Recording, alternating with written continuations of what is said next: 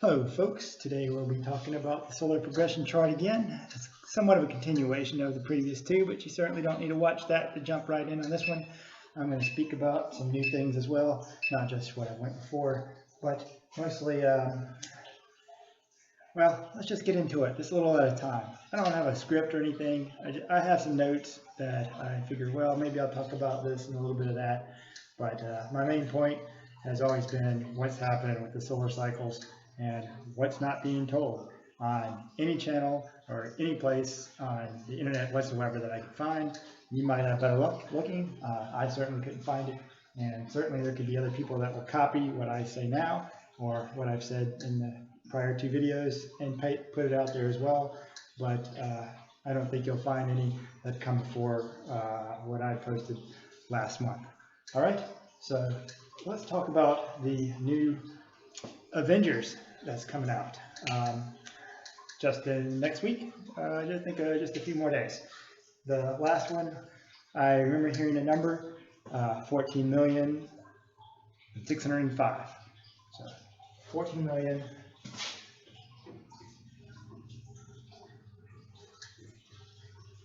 And 605, right? And I remember that Thanos comes from a Greek legend, a Greek god, Thanatos, I believe. And in those depictions of him in ancient statues and whatnot, he's always carrying a torch upside down as an extinguishing life, as a and also in Greek, euthanasia, derivative of the word Thanos or ethnos or however they pronounced it. Euthanasia, what is the humane extinguishing of life, which is very similar to the Thanos of Avengers, where he's saying he's going to extinguish half the population so the other half can thrive. So I posit the possibility that the number that was given of their chance of survival when, I guess his name was, they call it Dr. Strange, I believe, when he said when he was asked, what their chance of survival, I believe he said it was 1 in 14,605, and when I figured, well, maybe, that's solar reference. I mean, Thanos, it seems like as he grows in energy, it's very similar to the sun, and growing in energy and getting bigger. So it's said that the sun is always getting bigger. I don't claim to know how or how they know how, but that's what it said. And so this number is like 5% bigger than what the sun is now in hectometers. Okay, so in the diameter. Let's make sure I get all the numbers straight. I have them written on my phone. So what I had, when you say what the sun is in hectometers, you get 13,925,300. So the number that was given in the movie was this, and this equals,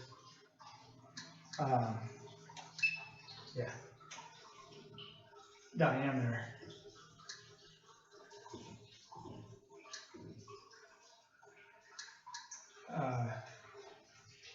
Hectometers.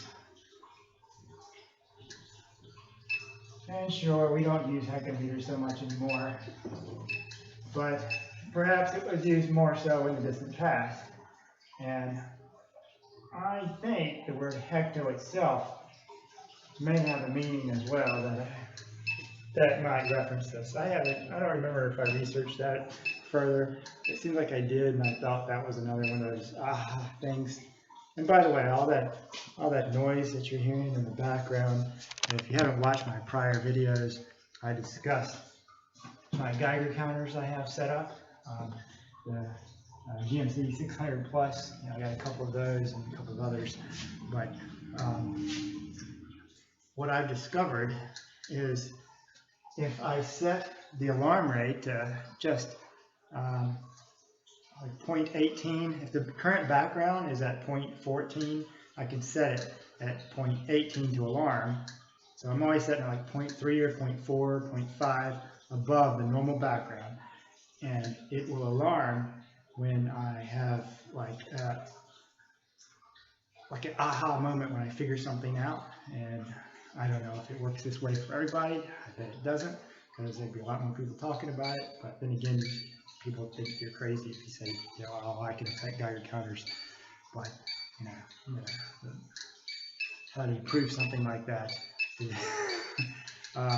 So yeah, and also I dropped something earlier that was important, and as soon as I dropped it, all of my Geiger counters were going off like this, because I guess it stressed me and something happened. And I don't know. I mean, it says that I've explained it in my prior videos, but I might as well say it here, that if they say that gamma waves are very different than gamma rays, and they might be. It might be something else, you know. But they say gamma waves, you know, happen in your head when you have an aha moment, but they, you know, where something, you know, flashes in the brain, maybe to remember something. You know, I don't know, but you know, this is brain science. So all I know, I mean, maybe they don't really know enough. I mean, brains are complicated, but you know, what creates a memory, stuff like that. It seems, you know, science fiction. I mean, they can put probes, you know, close to your skull and be able to, you know, read the waves, but they say that the waves don't go any further than that.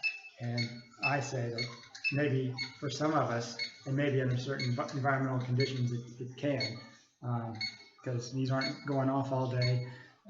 But I come home and I'm told that they go off a lot more when I'm around. Plus, when I download the data and I look at it, it does seem like it has a lot more spikes when I'm here and when I'm thinking of things, and especially if I'm reading something and figuring stuff out. I can hear it, you know, beep a lot more than if I'm just sitting there doing nothing, nothing stressful or taxing. So anyway, let's get back to this. This is a more fun project. You may have already heard that in my prior videos, but okay. So what we have was Thanos, and possibly him being a solar reference, and possibly being a reference to maybe a solar event, like when a solar flare erupts and shoots out, maybe it would wipe out half of the Earth. You know, it hits one side, and there's the spinning, so maybe the other side would be protected for, you know, for the brunt of the damage, and then you would extinguish, you know, only, you know, 50% of the population,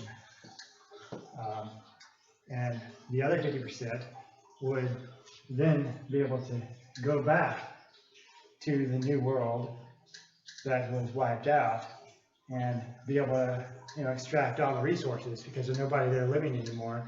So whatever was left is, you know, free game, free resources, whatever, you know, ends up going back, or whatever you want to do. And this ties in very nicely to what I was saying about the solar cycles in my prior videos about how it might happen. It might be more predictable than what we've been told. Okay, so as I was saying, I wiped the number off, but that slightly higher number could be the moment when the sun flares up and gets slightly, at least might look larger to your unaided eye, you know, however the ancients could have done it and measured it by 5% bigger, and you know, that could have been the number that they came up with for the. Well, it wouldn't have to be the ancients. We could have done it during when they made the video. They could have said, well, this is what the sun would have looked like when it flares, when it does that, like a micronova or whatever you want to call it. I mean, we never talk about micronovas. We talk about, you know, the sun's totally blowing up, or we talk about CMEs as a coronal mass ejection, which is just a spot, basically. It's one jetted shot. But maybe the whole sun looks bigger and brighter at that moment, and it might be 5% bigger, and it might be the number they use for Thanos. in the Avengers movie.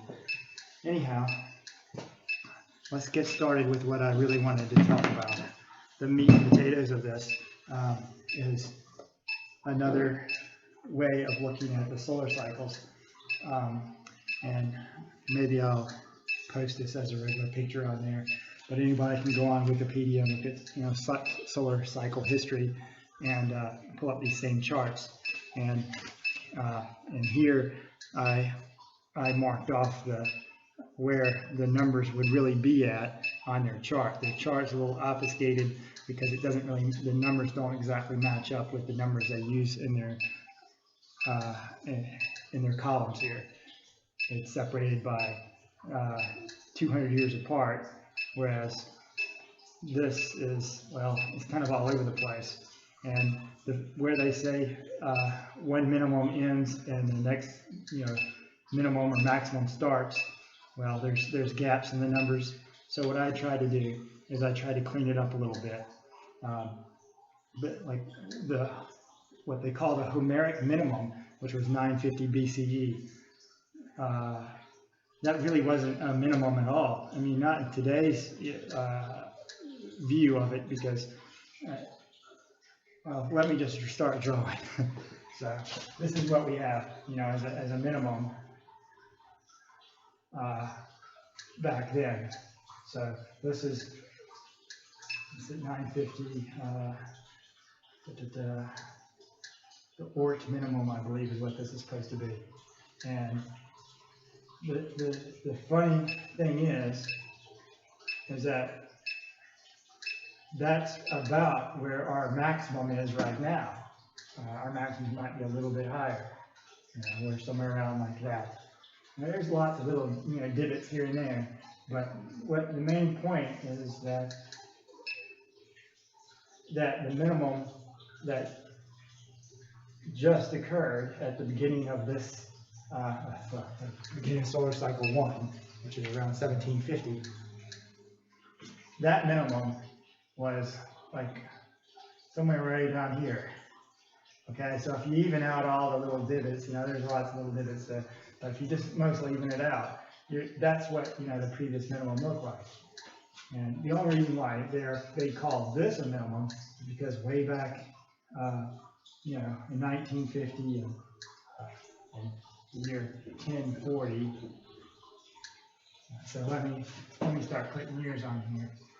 2019, and this was the previous minimum, which we call the Little Ice Age, which is the Maunder minimum, which is around 1750. Okay, and this is where solar cycle 1 started. This is solar cycle 1, and we're currently on solar cycle 24. Okay, so yeah, so I think what we can tell from this is that when you're just looking at the data and not the charts, then it's easy to be fooled and say, oh, well, there really is no pattern because there was a minimum, back here, at the wrong date than it was here. Okay, no, I didn't like doing that. I looked at the actual chart of when, it was down and when it was up, and the previous few, a couple thousand years, we're all up here. Well, I'm going to say that was all maximum. Even if it did dip a tiny little bit here, I'm not going to call that a minimum. I'm going to look at just the actual cycles, just the actual, hot and cold overall. And what I ended up seeing was about a 300-year gap, or 304-year gap, probably, which, so 2019 to this right here, from solar cycle 1 to solar cycle 24, 2019 minus 1750 is 304 years, okay? So, and from 950, which is over here, And this was considered a maximum. This was not 950 up here. And they called this a minimum, but I'm not going to call that a minimum. I'm just going to bypass that and go straight to the medieval maximum. I'm going to say this is part of the maximum. I'm going to go to 1250 because 1250 is still along this line in the chart as far as how much solar, where the solar cycle was. So we're going to say this was 1250, and doing so, I see there's another 300 between 950 and 1250. When if I was to connect these, and I will in a minute, you'll see that the solar cycles were way up here, all the way, up into 1250, and that's when it started to dip. And I think I made this too big. I need to make this smaller. I'm running out of room, so I'll put it over here, 1250, and then I'll go to the next minimum, the end. Let's see, about the middle. The next minimum was somewhere around 1550. It's 4 minimum, okay. It's 1550.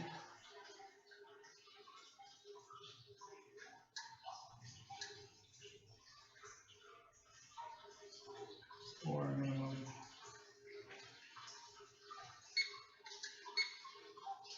Okay, so that was much further down here. And this is what I would say is a real minimum. Remember, they're calling this a minimum too, and it was just a little divot. And it might have been a minimum for that time frame, but I don't know. I wouldn't say so. I'm calling all of this a maximum at 300 years, because the next one at 1550 as a minimum. Yeah, 1550. So as these years went down, and remember this is 300. It's a total of 300 years going down. That's another 300 cycle of just plummeting. And then the next one, well, there's a gap. There's this strange gap between 1550 and 1750.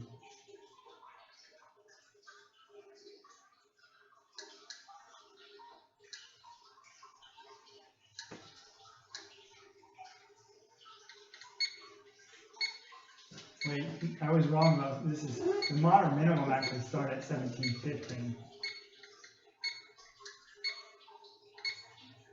I'm sorry, that's why the numbers didn't work out. Yeah, 2019 minus 1715 is 304. That's where the modern minimum ended, right there. So there, sorry guys, I know you probably got stuck on that. Maybe you have to turn the channel off or whatever. I mean, this is, like I said, I don't really have a script. These are just numbers I just pulled out, and I'm trying to get it right the first time. I'm not going to do another take on it. So there ended up being a 116 gap between the years 1550 and 1715. But so far, we got a perfect cycle count, and these could have very well been 304 too. I know they weren't very accurate on their cycle numbers, but they got close enough. But I bet 304 is where it should have been, and I'll tell you why later. But right now, let's finish off this gap. So we've got between 1550 and 1715, we've got a gap of 165 years. So between that gap, there was this weird up-down thing. And I'm not drawing it perfectly to scale, but this was pretty much representative of this weird, where everything else seemed to be a fairly nice, cohesive, and not super nice, but it's somewhat cohesive to 300 being up, and 304, going up. And then this 300 was mostly going down. So this would be an H, hot. This one would be a C, because it's cold. And this 304 would have been an H. So, so you have 300 hot, 300 cold, 304H. And there, so if we have, a hot, cold, a middle, then maybe we have a hot, cold, and middle again. Because the current solar cycle is predicted to flatline. It's predicted to, and I'll insert that here somewhere, but it's into the foreseeable future. NASA says, in all the way to 2023, it's just going to be a straight flat line. It's not me saying it, it's just a chart. I probably have it somewhere here.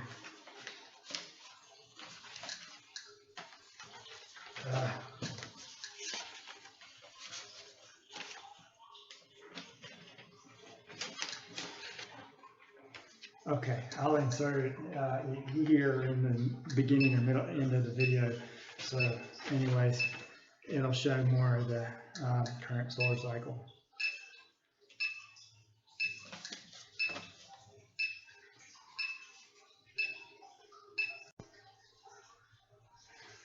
Okay, so I see why I had the date mixed up earlier. The temperatures and the solar cycle, they match somewhat, but not precisely.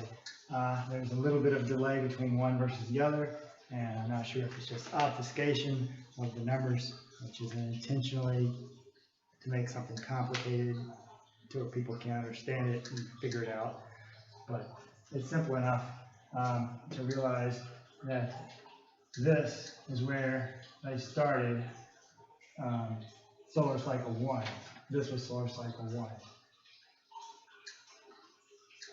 And solar cycle 24 goes to 2019.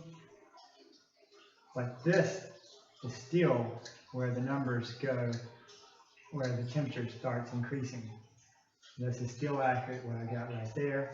It's just they decided to start solar cycle 1 on this year, on 1755. And we're on currently at the end of solar cycle 24, 2019. And like I said, from 2019 to 2023, it's a flat line. So we can't predict what the temperature is going to be. I can't just draw a straight line down and across, but we can definitely say that the solar cycle activity, they predict 0 sunspots for the foreseeable future for the next 4 years. And it was already very little in 2018 in comparison. So this is already showing a significant change. And again, this is the lowest solar cycle activity seen since the modern minimum. Some other interesting things, like the 304, which might be what all of these should be.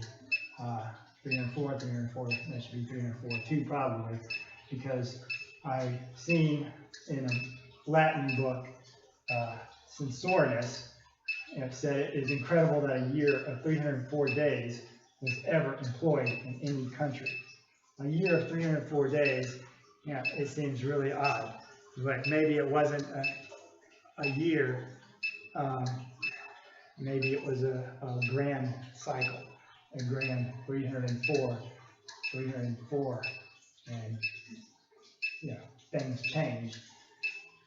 So they could have incorporated that as a grand cycle, and then Censorinus was censored, or maybe he censored himself because he realized, that people knew that a great famine or a great change was about to take place, and maybe they wouldn't prepare. They wouldn't have a normal life, wouldn't go to college or whatever. I don't know. Maybe they prepare for war. But like, if we look at what happened in Lisbon, the Lisbon earthquake, 1755, the same year. They claim it was a magnitude 9 earthquake, possibly, on All Saints' Day, and all the ports and all the ships in Portugal, everywhere in that area really was absolutely destroyed with a giant tsunami. And then, what do you know, we declare our independence from England because the influence of Portugal in that area was essentially cut out by, I guess they would call it an act of God. I mean, they were all in the cathedrals that all broke down in Lisbon. So 1755, that was solar cycle 1, and that was right coming out of the Maunder Minimum, the Little Ice Age. But you say, hey, you haven't said anything about the 165-year gap. Why would it be 165? I mean, why is there a gap there? And I said, I tell you what I think, or what I found. I'll tell you what I found. Think for yourself. I found an old calendar, an old Jewish calendar that claims there was apparently missing years in their chronological order of 165,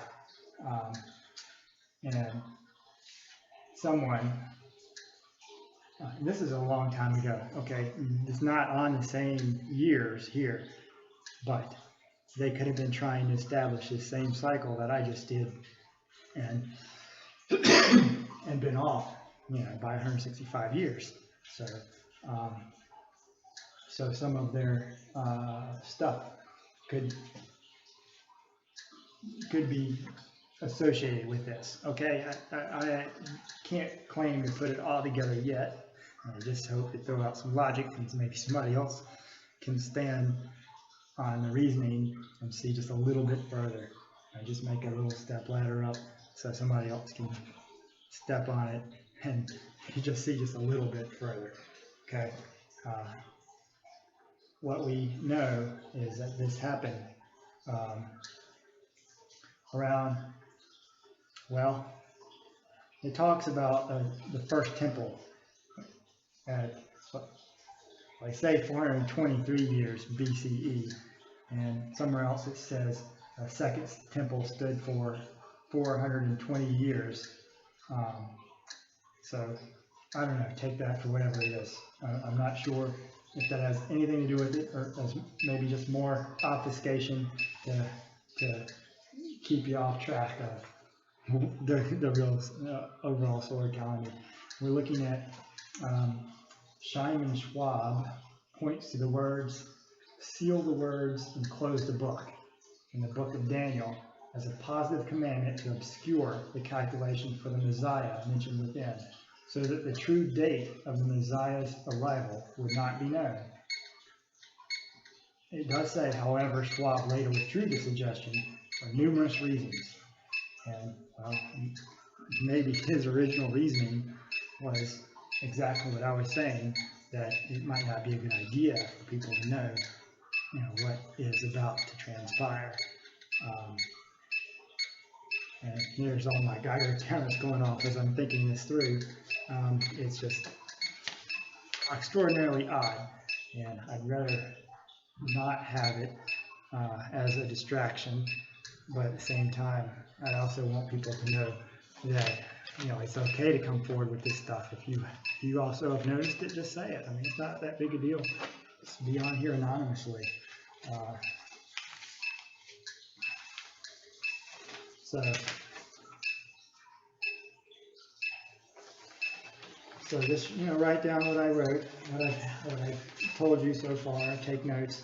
Maybe come up with your own ideas. Put them in the comments. Tell me something I haven't said, or something I might not have seen that you know more about. My prior videos, I discussed about how it's odd that they didn't come up with a formal system of telling the temperature without before the first solar cycle. I mean, it's like, really, we didn't have a way of determining temperature until Fahrenheit and Celsius came along, right after the Little Ice Age, when they were able to do so much more. You know, they were determining sunspots apparently for thousands of years, and yet they don't even have a telescope. I mean, I use this telescope over here, and with this solar filter that I've got crudely put on it,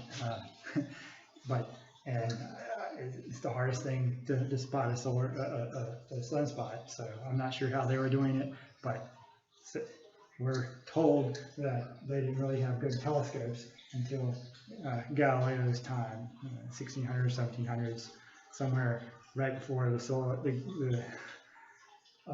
first solar cycle. So